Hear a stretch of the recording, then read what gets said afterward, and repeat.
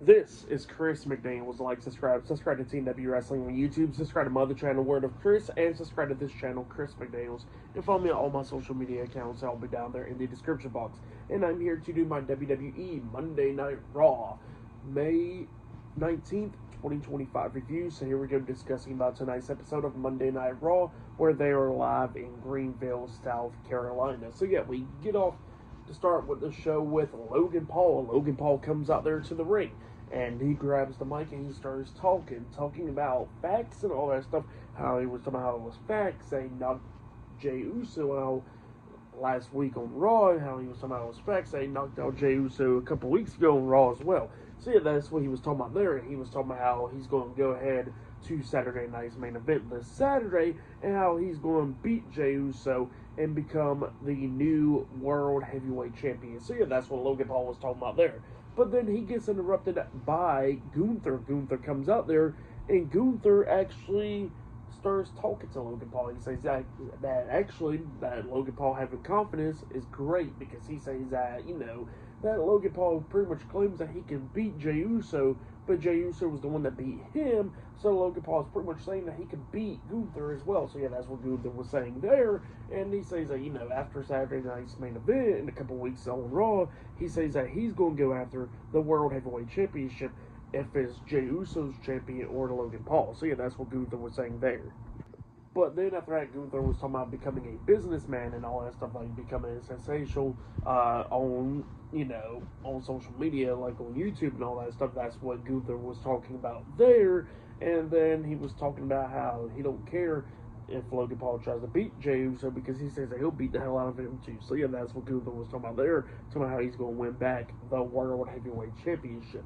So yeah, that's what he says there, and then he walks out of the ring, and then Logan Paul was actually calling Gunther smart throughout the whole thing, but then when Gunther done walked out of the ring after, saying that to Logan Paul starts calling Gunther back to the ring, and Gunther starts laughing and all that stuff, and then behind him we see Jey Uso. He does his yeet thing, Logan turns around, he gets hit with a super kick by Jey Uso, getting laid out, and then Jey grabs the mic and he tells Logan that he'll see him on Saturday night's main event, and that he'll see Gunther in Phoenix. So yeah, that's what Jey Uso says there. Pretty good stuff though, pretty good promo. So yeah, that was a pretty good segment there, and then after that we see Roxanne Perez from earlier today talking to the Raw General Manager Adam Pearce backstage, and she is now officially a member of Monday Night Raw. So yeah, Julia is on SmackDown while Roxanne is on Raw now. So yeah, Roxanne has been called up from NXT to Monday Night Raw. It's great to pretty much see her on Raw now. So yeah, pretty good stuff. But yeah, up next we're going to be seeing AJ Styles teaming up with Penta to take on Finn Balor and JD McDonough in a tag team match up next on Raw. So yeah, I'll see you guys later. Till then.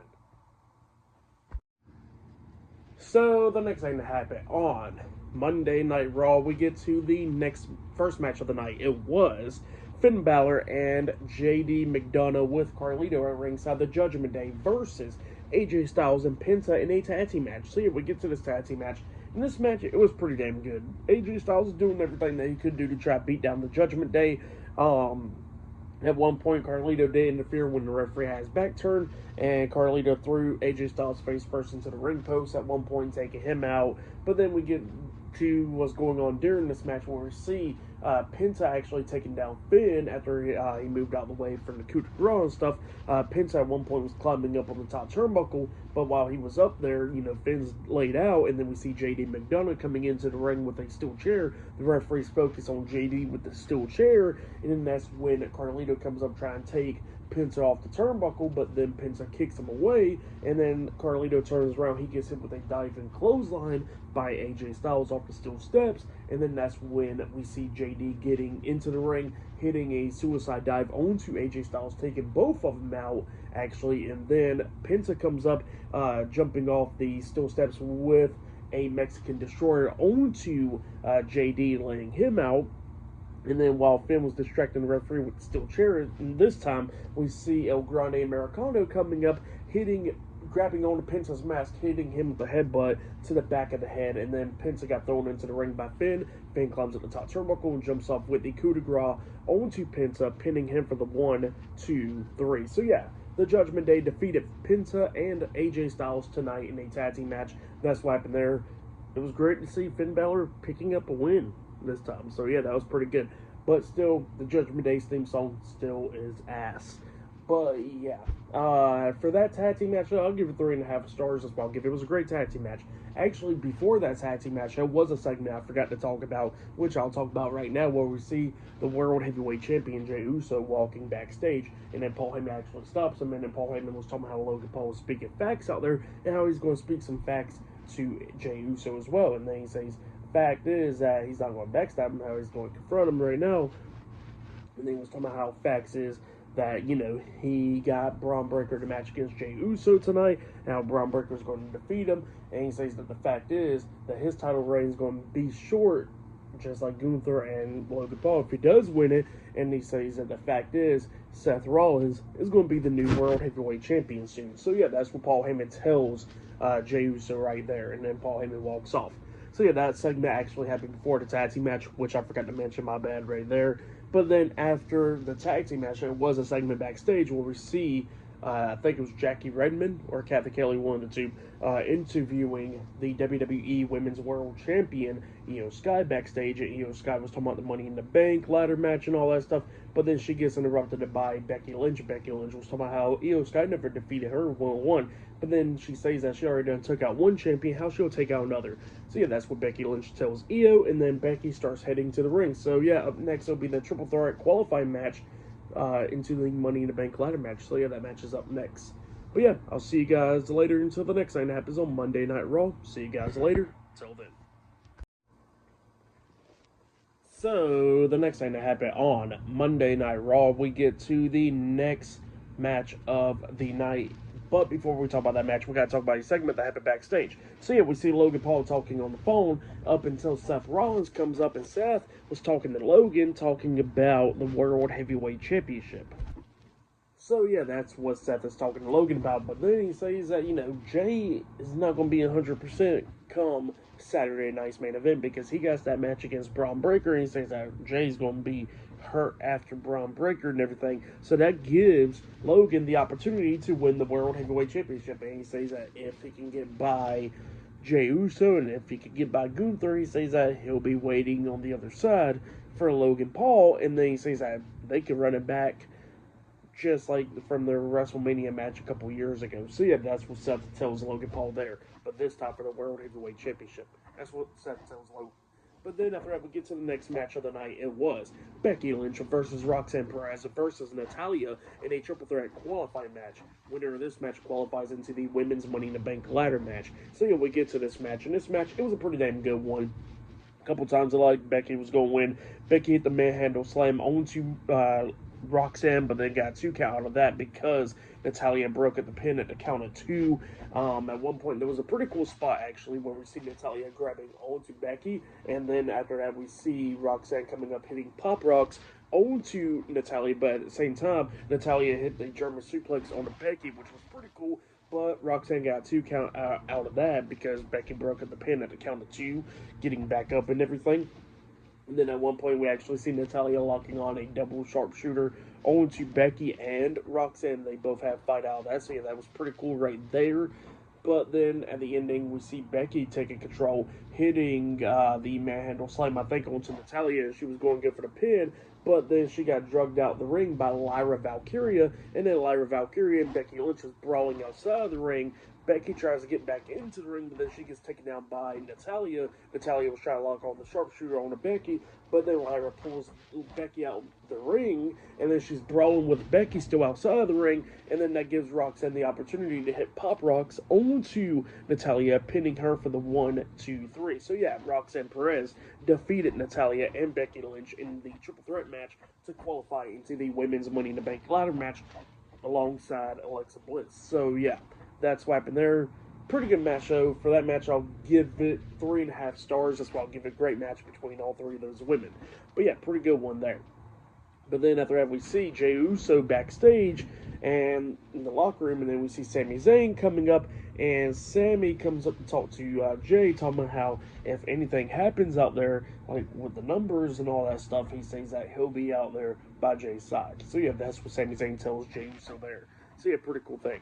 But yeah, up next we're gonna be seeing Sheamus versus Grayson Waller 1-on-1 up next on Raw. So yeah, I'll see you guys later. Till then.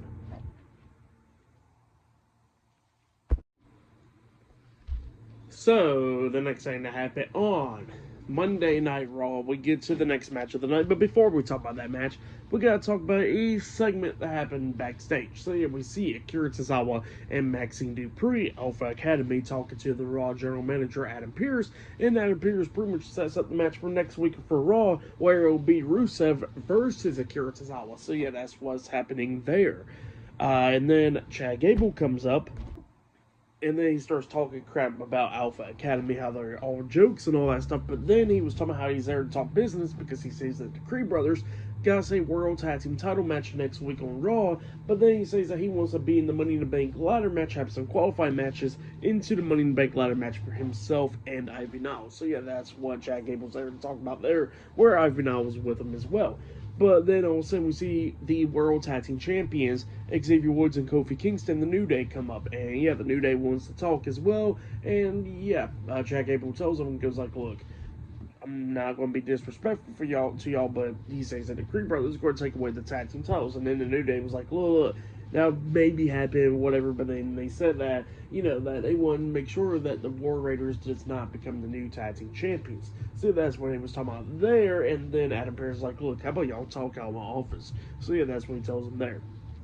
But then after that, we get to the next match of the night. It was Sheamus versus Grayson Waller with Austin Theory at ringside, A Town Down Under. So yeah, we get to this match. In this match, it was pretty decent. Grayson Waller was trying to do everything that he could do, but then Sheamus starts beating the hell out of him, and then Grayson was trying to walk out of the match and everything. But then Theory stops Grayson and talks about, no, how about you go handle the match and all that stuff.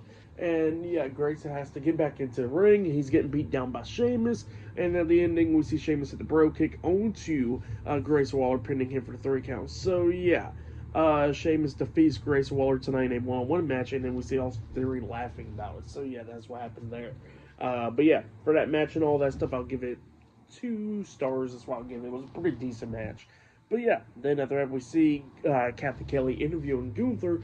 But before he can start talking, all of a sudden Seth Rollins comes up, and then Seth wants to talk to Gunther, talking about how he was a pretty good world champion and all that, but he says that the world title was coming back to him. So yeah, that's what Seth was talking about there. And then Gunther was talking about how Seth is a visionary and all that, but apparently he can't see through everything. And he says that, in Phoenix, Arizona, he's going to become the new world heavyweight champion. That's what Gunther was saying there. And then Seth says that, yeah, sure thing, but he says at the end of the day, he's going to become the world heavyweight champion. So yeah, that's what Seth tells Gunther there. But yeah, pretty good stuff right there between them two.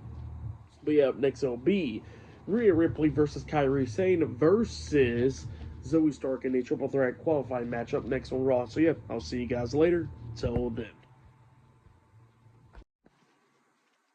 So the next thing to happen on Monday Night Raw, we get to the next match of the night. It was a triple threat match that turned into a one-on-one match. But let's go ahead and talk about it. So yeah, it was Rhea Ripley versus Kairi Sane versus Zoe Stark in a triple threat qualifying match. Winner of this match qualifies into the women's Money in the Bank ladder match. Now, this is the first time that we see Kairi Sane since, December, they said? So, almost 6 months. So, yeah, it's been almost 6 months since we've seen Kairi Sane, which was pretty cool that we've seen her, So, yeah, she did pretty good in this match. Her and Rhea Ripley. And Zoe did pretty good as well in this match, too. But then, at one point in this match, the match kind of went a little bit downhill. Obviously, nobody's fault right here, where we see Kairi Sane taking Rhea Ripley out of the ring. Well, then it looked like Kairi was going to turn around, hit the ropes to come back with a suicide dive or whatever onto Rhea. But then when she turns around to start running to the ropes, all of a sudden Zoe Stark comes up. I guess she springboard off the top rope, trying to hit that missile drop kick that she usually does onto Kairi Sane, but then she kind of collapsed, coming down. So yeah, she was pretty short on that missile drop kick, and she injures her knee in this match. You can hear her screaming and all that, but yeah, the graphic of it, when you see her leg bending on the mat and stuff, coming down from the top rope and stuff, it does look pretty bad, and I really do hope that she's okay. So yeah, praying for Zoe Stark right there. Injuries really do suck, and I really, really hope that it's not that bad, that like it was looks like. But yeah, prayers to Zoe Stark right there. Hopefully she'll be okay. But then it turned into a one-on-one match for sure. After that, Zoe Stark got taken out of the ring and stuff. And then it was going back and forth.